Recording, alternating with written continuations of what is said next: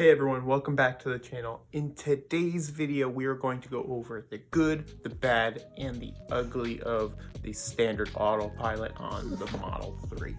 Stay tuned. Like the video, give the channel a subscribe, it helps out a lot, and let's get into it.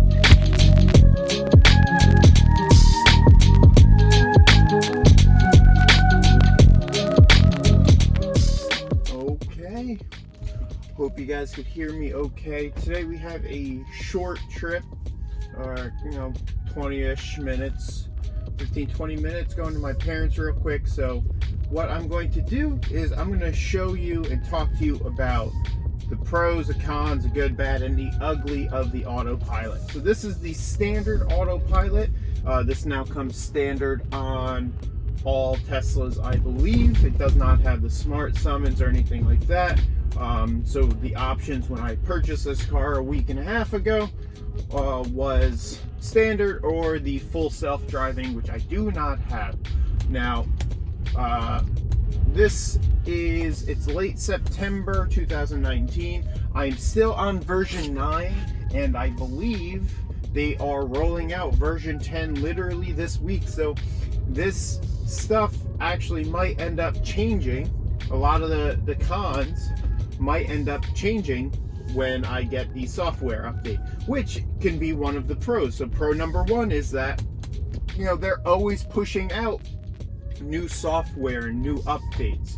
That's a really great thing about this car, is that it might as well just be a computer on wheels. It pushes out updates just like your phone does, just like your computer does. So it gets better over time. So a lot of these things that are not the greatest at the moment, they will only get better as time goes on, as Tesla collects more data from all of the other cars that are on the road. So, where autopilot really shines is on the highway, when you really don't have to worry about too much going on, when you're really sitting in traffic. That's probably the number one thing, is that when you're sitting in stop and go traffic, it's a pain in the ass, and the autopilot will do everything for you. It'll keep you in your lane, it'll stop, it'll go. If people end up cutting you off and getting in your lane, it'll slow down for you, make sure it's not too bumpy or anything like that. So that's where it absolutely shines. And what I'm going to show you today mainly is going to be on the main road. It's I guess a back road near my house, and you're going to see what it does good, what it doesn't do so good. I know a couple of the spots that aren't the greatest for it, and I'll explain what happens when it does happen. So we're coming up on here.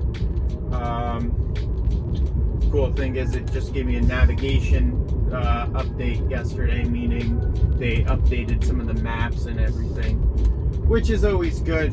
As I said, it's always good to get new updates, always improving, which is an amazing thing about the autopilot.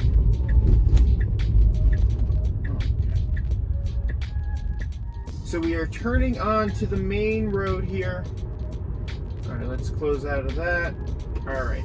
You hear that ding? So the cruise control, the autopilot is on. No hands, my feet aren't doing anything, and we are here. So you can see the lines that is signifying that, those blue lines showing you that's in the lane, right?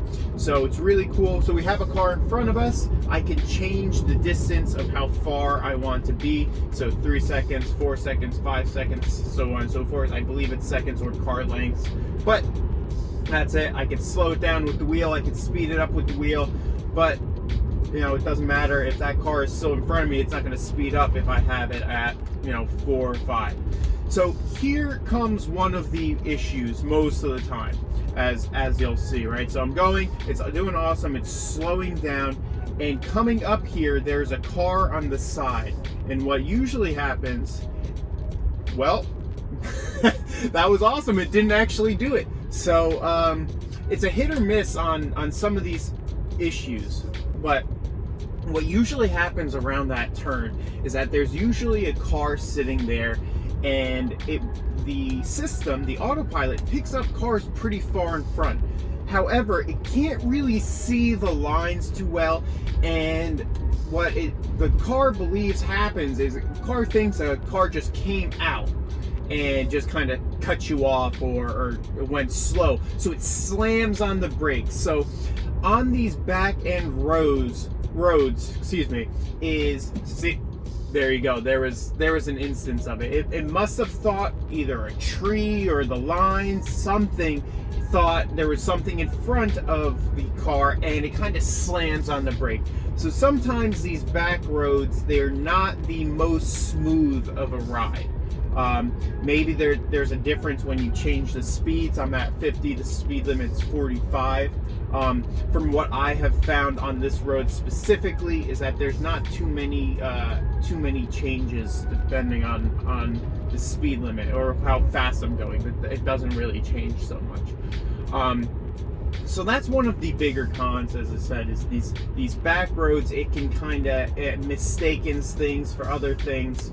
And it slams on the brakes real quick and then speeds up, it'll slam on the brakes again. So it's not perfect.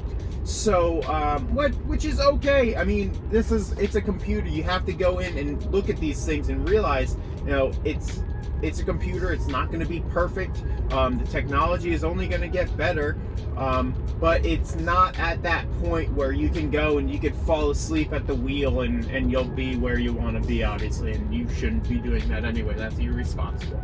So that is one of the bigger cons. One of the pros is that because it sees these lines and because it knows where we're going for the most part, it knows the speed limits. So as it starts to see curves, it will actually slow down, regardless if there's someone in front or anything. There's not going to be a curve too soon, but what it does is, as I said, it will slow down. So if I'm going 50 around a curve that it knows it can't go 50 around, the software and the autopilot will slow down for me. So there's a pretty sharp turn going towards my house, the opposite direction here, and it will go from 50 to 40, right, just like that, as I go around this curve. And then as I come back forward, it speeds back up. So it's great with those sorts of things. It slows you down, it speeds you up. As that, besides that one little hiccup there, so far I've had no issues. Right? It's kept me straight in the lane. This is not the straightest road in the world. There's lots of curves here and there, and it keeps me smack dab in the middle. It keeps me at the speed limit for the most part. Excuse me.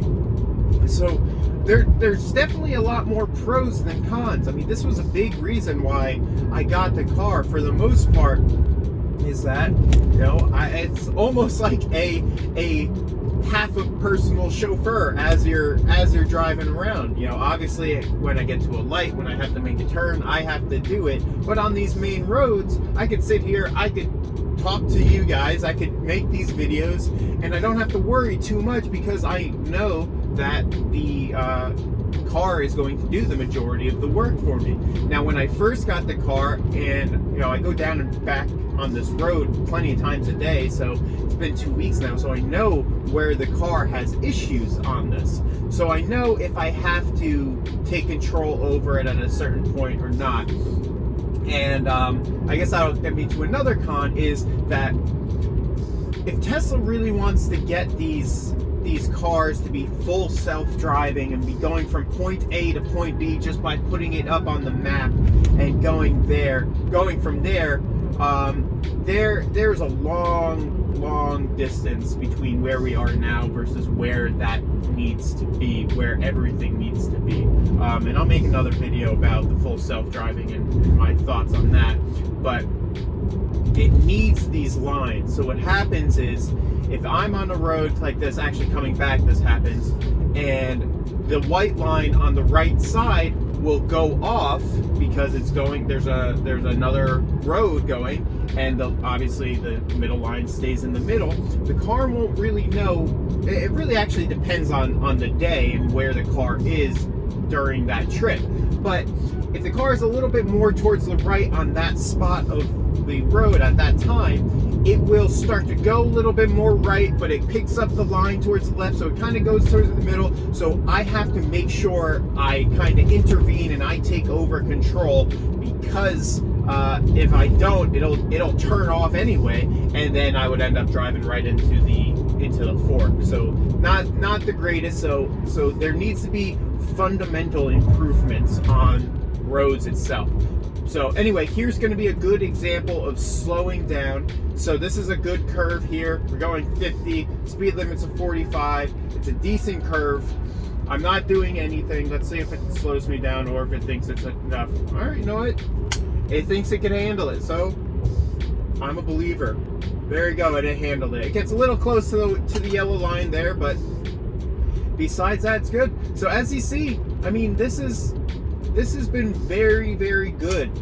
I mean, I tested it on this road. I know where the issues are, but it's been awesome so far. So there are definitely more pros than cons.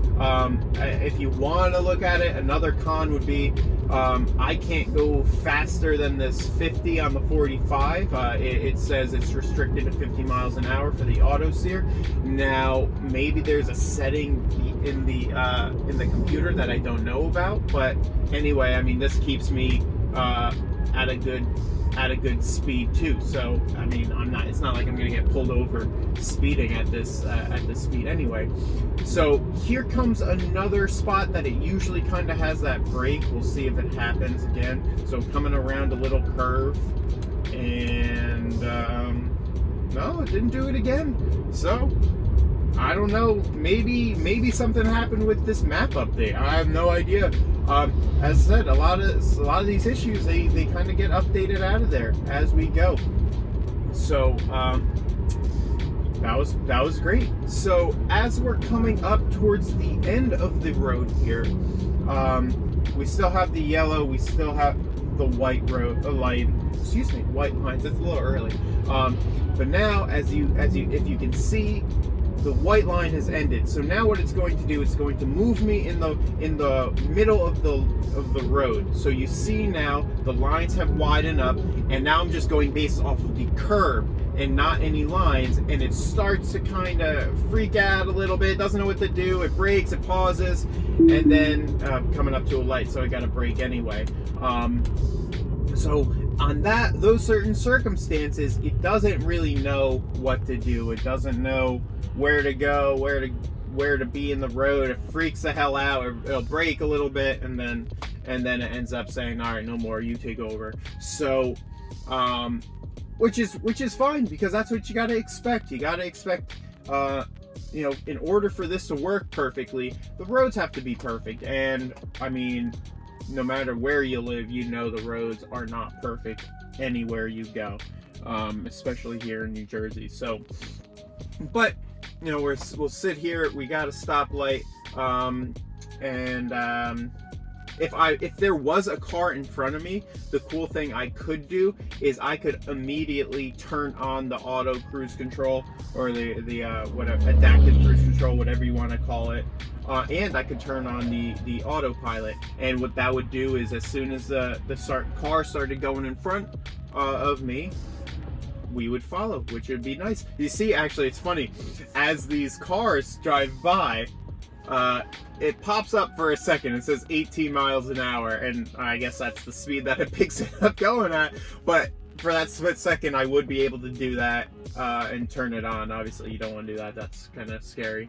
And you see it, picks up the other cars around me when it's parked or stopped. The cars tend to dance a little bit. If you've never seen that before, first time I saw it, I thought it was pretty funny.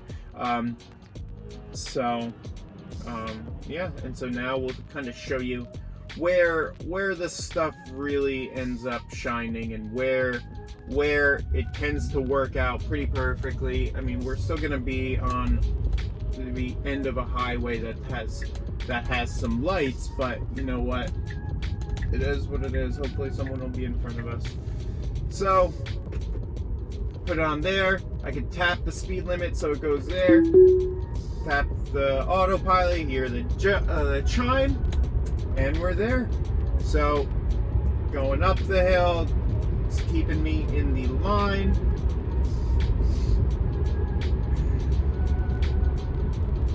And as we go down, and of course no one's in front of me, so if this red light stays red, I'm going to have to stay on there. And slow down a little bit. So nice and foggy today. What a wonderful day. Okay, so screen. So back to that. Get to my speed. No, it accelerates nice and smoothly, which is nice. It doesn't rocket you off right off the line, which, as fun as that is, it's not good for your consumption of everything, which I've been doing a pretty good job of. So it's nice that it kind of smoothly slows you up. But if you wanted to take over or for a little bit and accelerate a little faster, if it's going a little bit slower as someone is going off, that is a little bit of a con. That can kind of go both ways. But sometimes what I notice is if I'm at one of these lights and a car is going after we've been stopped for a while, it will really, really gradually, slowly accelerate. And so if I want to accelerate a little faster, just speed up. All right, just press the gas and it speeds up, and no big deal. So here we are. We're nice and close to the side. It's always a little nerve-wracking. You can see it's coming up red there, but it's got a good yellow line. So let me speed it up here. And for some reason, right around here, maybe it's the hill, maybe it's something else, but I have it on 70. No one's in front of me, and right over there, it tends to not go at the speed limit. You see, I have it set at 70 still. It's still only sitting at 67. Not sure why, and it's only right on this spot. Maybe it's the curve going around. I mean, that is that's possible. So, but I'm not sure. I'm not sure exactly what it does. So it does these weird things. The good thing about it, I guess you yourself, if you have one of these cars, is that you drive a road a certain amount of times and you get used to it. You know where the autopilot isn't going to do its absolute best and where it is. You see the car up there got out of this lane, so it's going to speed up. However, I'm getting off right here anyway. So let me slow down. I've never done the rest of this trip on autopilot, so we'll see how this goes. So got me off of this pretty easily. There is a split, so obviously have to take that myself.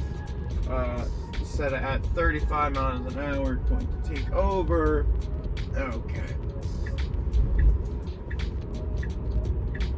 Okay, I mean, so that is going to pretty much wrap it up. We'll see how it does on this other main road here that I'll be on in a second.